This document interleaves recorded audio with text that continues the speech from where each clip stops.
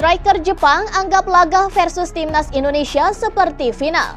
Timnas Indonesia harus hati-hati jelang meladeni Jepang di Piala Asia 2023. Pasalnya, striker Timnas Jepang Takuma Asano menganggap laga tersebut layaknya partai final. Pertandingan tersebut akan terjadi pada matchday 3 di Stadion Al-Thumama Doha, Qatar pada hari Rabu 24 Januari pukul 6:30 malam waktu Indonesia Barat. Dan laga tersebut akan menentukan nasib kedua tim untuk melaju ke babak 16 besar.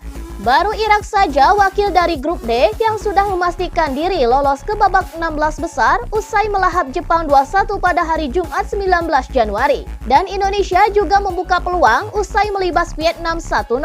Dengan poin 6, Singa Mesopotamia sudah dipastikan finish sebagai juara grup. Jepang dan Indonesia sama-sama memiliki poin 3 berada di posisi kedua dan ketiga. Dan Vietnam sudah dipastikan tersingkir karena tak ada yang bisa bergeser dari dasar klasemen. Dan atas dasar itulah, Asano menegaskan bahwa timnas Jepang akan mengerahkan segalanya demi meraih kemenangan atas skuad Garuda. Tidak ada yang santai, kami tidak punya pilihan selain memenangkan pertandingan berikutnya, kata Asano dikutip dari Geki Saka pada hari Senin 22 Januari. Terlepas dari Piala Asia, kami tidak punya pilihan selain memberikan segalanya, seolah-olah pertandingan berikutnya adalah yang terakhir bagi kami, tegasnya. Lebih jauh, ia pun mengungkapkan bahwa Jepang harus benar-benar menguasai jalannya laga kontra timnas Indonesia. Selain itu, para pemain juga harus menunjukkan kualitas individu terbaiknya. Hal pertama yang harus kami lakukan adalah menguasai bola. Lalu kami sebagai sebuah tim juga harus tegas dalam level individu kami, ujar mantan pemain Arsenal tersebut.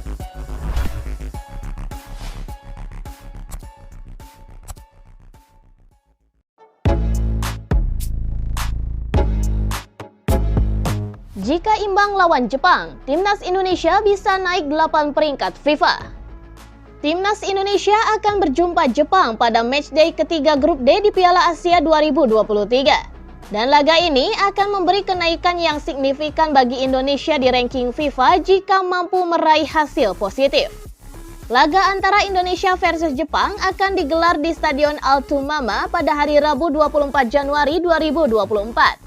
Dan laga ini akan menentukan siapa yang akan meraih posisi runner-up grup D dan lolos ke babak 16 besar. Indonesia dan Jepang sama-sama punya 3 poin dari 2 laga yang dimainkan.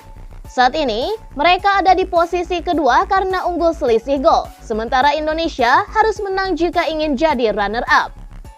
Advertisement, selain tiket ke babak 16 besar, bagi Indonesia, duel lawan Jepang juga akan berdampak besar pada posisi di ranking FIFA. Pada edisi Desember 2023, Indonesia sendiri ada di posisi ke-145 ranking FIFA, sedangkan Jepang berada di posisi ke-17. Perbedaan ranking itu pun membuat Indonesia akan mendapat tambahan poin besar jika meraih hasil yang positif. Dan berikut perhitungan ranking FIFA di Liga Indonesia versus Jepang. Jepang menang plus 4,07 poin. Jepang imbang minus 13,43 poin. Jepang kalah minus 30,93 poin. Indonesia menang plus 30,94 poin. Indonesia menang plus 13,44 poin. Indonesia kalah minus 4,06 poin. Pada update terbaru, Indonesia berada di posisi ke-142 ranking FIFA. Posisi itu sendiri didapat Indonesia usai menang atas Vietnam pada matchday kedua grup D Piala Asia 2023.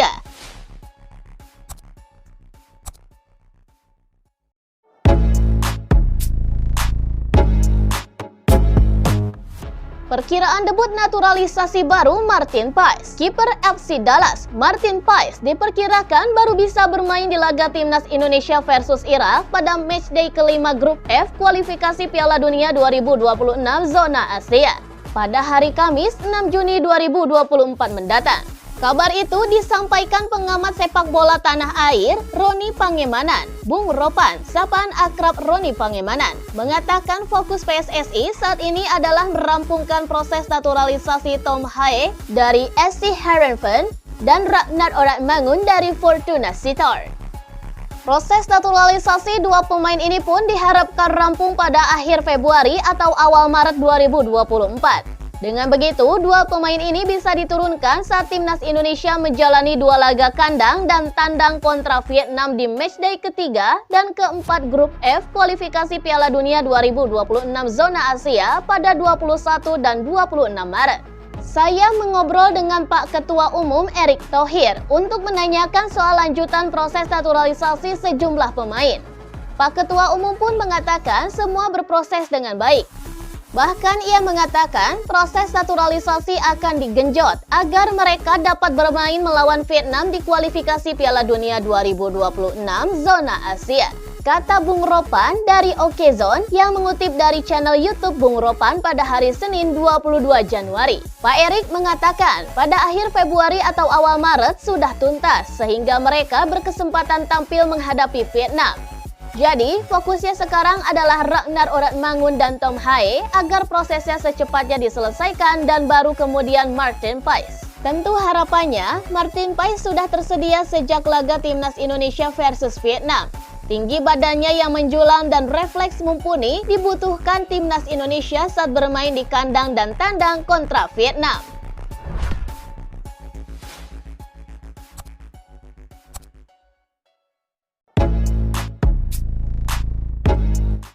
Cina kalah, timnas Indonesia tinggal selangkah lagi lolos.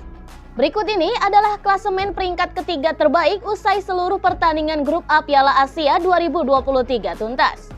Pada hari pertama matchday, terakhir fase grup Piala Asia, ada dua laga seru dari grup A. Laga tersebut mempertemukan Qatar versus Cina dan Tajikistan versus Lebanon yang digelar bersamaan pada hari Senin 22 Januari malam.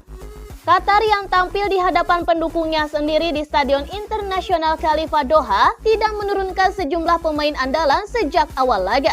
Kondisi tersebut pun membuat Cina langsung menggempur pertahanan mereka. Sadar timnya mulai kesulitan, pelatih Qatar Bartolomé Marquez Lopez langsung memasukkan 3 pemain andalan mereka pada babak kedua dan pergantian tersebut berbuah hasil. Mereka sukses membuka keunggulan pada menit ke-66 lewat tembakan Hasan Al-Haidos. Dan hasil tersebut ternyata bertahan hingga laga berakhir. Kemenangan Qatar membuat Cina terlempar ke peringkat ketiga. Secara matematis, poin mereka sudah tidak bisa mengejar timnas Indonesia di klasemen peringkat 3 terbaik Piala Asia. Dan saat ini, timnas Indonesia sudah mengoleksi 3 poin, sedangkan Cina hanya 2.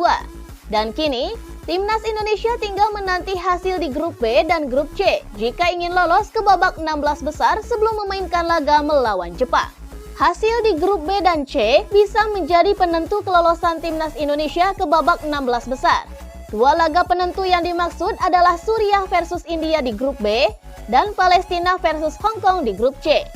Suriah 1 poin dan India 0. Menepati posisi 3 dan 4 di grup B, sementara Palestina 1 dan Hong Kong 0 juga menjadi 2 tim terbawah grup C.